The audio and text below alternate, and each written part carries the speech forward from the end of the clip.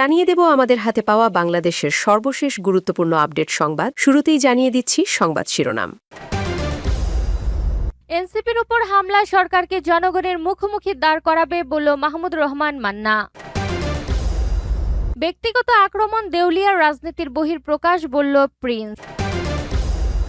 সন্ত্রাস ও মাদক মুক্ত সমাজ গঠনে ঐক্যবদ্ধ হওয়ার আহ্বান মামুনুল হকের। হবিগঞ্জ জেলা ছাত্রদলের সভাপতি সহ 11 জনের নামে মামলা এনসিপির।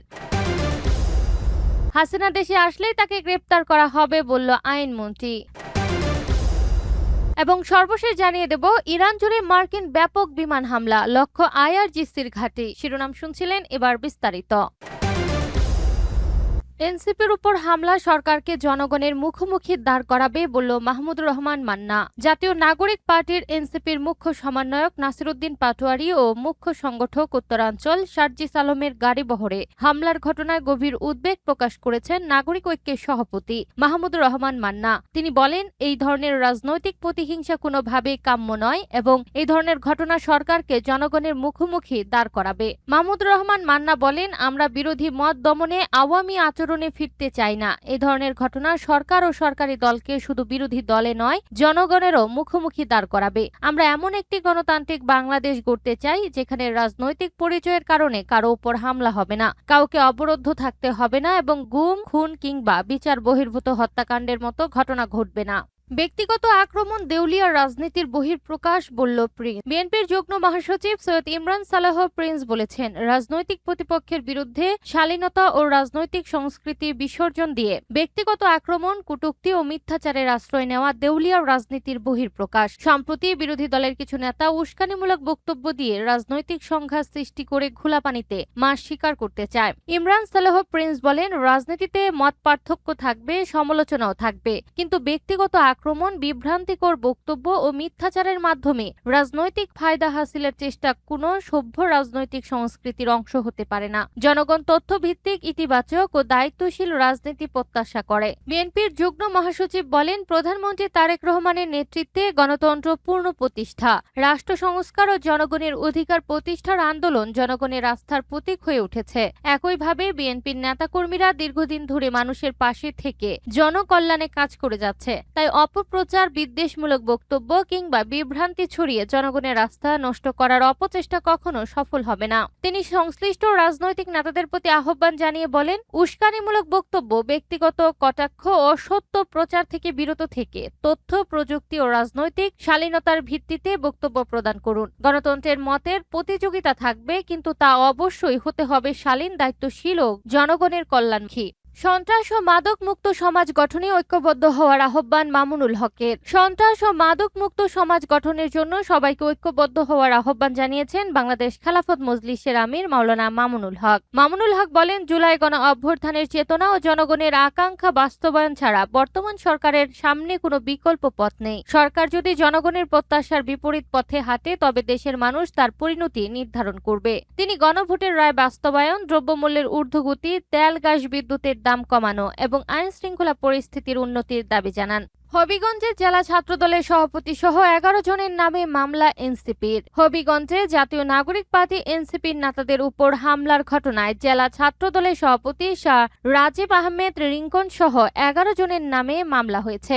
এ মামলায় অজ্ঞাতনামা আরও 100 জনকে আসামি করা হয়েছে। বুধবার 29 জুলাই রাতে এই মামলা হয়। জানা গেছে, বুধবার রাত 8টার দিকে বাহুবল উপজেলার কামাইছড়া পুলিশ ফাঁড়িতে গিয়ে 11 জনের নাম উল্লেখ করে পুলিশ সুপারের কাছে অভিযোগ জমা দেন এনসিপির আহ্বায়ক নাহিদ ইসলাম সহ 5 সদস্যের একটি টিম। হবিগঞ্জ জেলা যুব শক্তির আহ্বায়ক তন্ময় তাহির রুবেল বাদী হয়ে ওই অভিযোগ করেন। পুলিশ সুপার তারেক মাহমুদ বাহুবল থানাকে অভিযোগটি মামলা হিসেবে নেওয়ার নির্দেশ দেন। এর আগে বুধবার দুপুরে মৌলভীবাজার সার্কিট হাউস থেকে 144 ধারা জারির মধ্যে গাড়িবহর নিয়ে হবিগঞ্জের উদ্দেশ্যে রওনা হন নাহিদ ইসলাম। বিকেল 4:30টার দিকে শায়েস্তাগঞ্জ শ্রীমঙ্গল সড়কে চাকন্যা ভাস্কর্য এলাকায় পৌঁছালে পুলিশ ব্যারিকেড দিয়ে এনসিপির গাড়িবহরের বিক্ষোভের গতিরোধ করে। এ সময় পুলিশের সঙ্গে দলের কেন্দ্রীয় নেতা হাসনাত আব্দুল্লাহ, নাসিরউদ্দিন পাটোয়ারি, সারোয়ার আলম সহ নেতাকর্মীদের বাগবিতণ্ডা হয়। এক পর্যায়ে পুলিশ ও এনসিপির নেতাকর্মীদের মধ্যে ধাক্কাধাক্কির ঘটনা ঘটে। পরে নেতাকর্মীরা পুলিশের বাধা অতিক্রম করে গাড়িবহর নিয়ে সামনে এগিয়ে যান। এর কিছুক্ষণ পর বাহুবল উপজেলার রাশিদপুর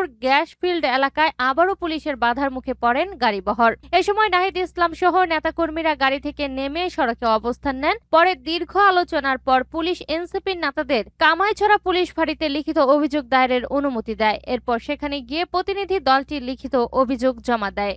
হাসিনা দেশে আসলেই তাকে গ্রেপ্তার করা হবে বলল আইনমন্ত্রী। ক্ষমতাচ্যুত প্রধানমন্ত্রী শেখ হাসিনা ফাঁসির দণ্ডপ্রাপ্ত আসামি। দেশে আসলেই তাকে গ্রেপ্তার করা হবে বলে জানিয়েছে আইনমন্ত্রী মোহাম্মদ আসাদুজ্জামান। বৃহস্পতিবার 30 জুলাই সচিবালয়ে সাংবাদিকদেরকে মন্ত্রী বলেন, শেখ হাসিনাকে প্রত্যাপনের চেষ্টা করছে পররাষ্ট্র মন্ত্রণালয়। দেশের চৌহদ্দিতে ঢুকলে গ্রেপ্তার হবেন। আইন তার নিজস্ব গতিতে চলবে উল্লেখ করে মন্ত্রী বলেন, আইনি সুবিধা পাওয়ার অধিকারও তার রয়েছে। আন্তর্জাতিক অপরাধ ট্রাইব্যুনালের বিচার প্রক্রিয়া নিয়ে হিউম্যান রাইটস ওয়াচের প্রতিবেদন আমলে নিয়ে বিষয়টি সরকার খতিয়ে দেখবে বলেও আইনমন্ত্রী জানান। রাষ্ট্রপতি নির্বাচন নিয়ে এক প্রশ্নের জবাবে তিনি জানান, রাষ্ট্রপতির পদত্যাগের 90 দিনের মধ্যে নির্বাচন করার বিধান আছে। নিয়ম অনুযায়ী 60 দিনের মধ্যে পরবর্তী সংসদ অধিবেশন বসবে। বিশেষ অধিবেশনের প্রয়োজন নেই, তবে সরকার চাইলে অধিবেশন বসতে পারে।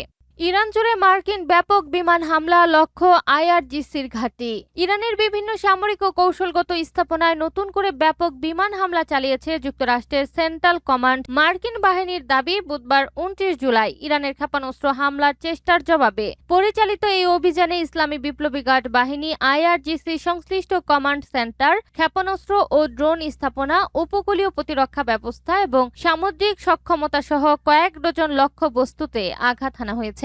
ইরানের রাষ্ট্রীয় ও আধা সরকারি গণমাধ্যম জানিয়েছে, হামলার পর বুশেহর, হরমুজগান, খুজেকিস্তান ও ফার্স প্রদেশে একের পর এক বিস্ফোরণের শব্দ শোনা যায়। বুশেহরে অবস্থিত ইরানের একমাত্র পারমাণবিক বিদ্যুৎ কেন্দ্রের কাছেও বিস্ফোরণের খবর মিললেও কেন্দ্রটি ক্ষতিগ্রস্ত হয়েছে কিনা তার নিশ্চিত হওয়া যায়নি। তাসনিম ও আইআরআইবির খবরে বলা হয়েছে, বান্দর আব্বাস, আবাদান, আহভাজ, কাজরুন এবং কেশম কিস্ত ও আবু মুসা দ্বীপেও হামলা হয়েছে।